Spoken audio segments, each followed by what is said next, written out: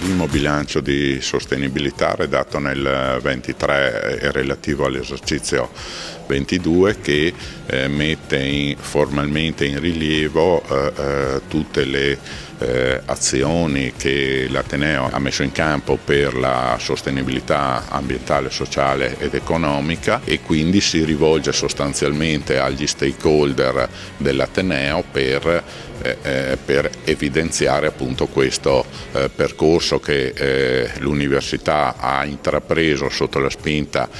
della nuova governance e del rettore Nocini, che ha posto la sostenibilità proprio come uno dei cardini del piano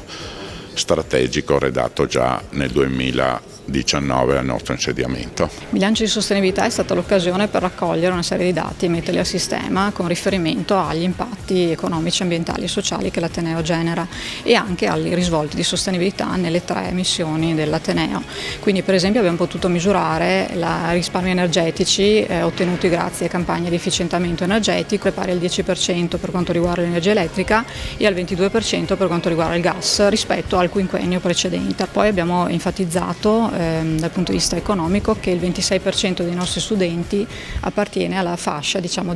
contribuzione zero, quindi frequenta l'università ma non dovendo pagare sostanzialmente le tasse universitarie. Per quanto riguarda gli aspetti invece delle 3 missioni dell'università, la ricerca, la didattica e la terza missione, abbiamo 181 insegnamenti che trattano almeno uno o più temi degli SDGs, obiettivi di sviluppo sostenibile, oppure abbiamo 71 progetti competitivi di ricerca su questi temi o 354 iniziative di public engagement. Accrescimento quindi del benessere per la comunità universitaria tutta e anche un circolo virtuoso con la comunità che ci accoglie e all'interno della quale siamo appunto una città all'interno di una città.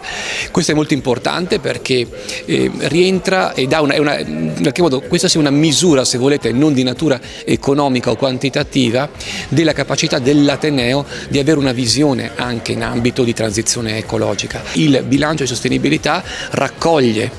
rappresenta e sistematizza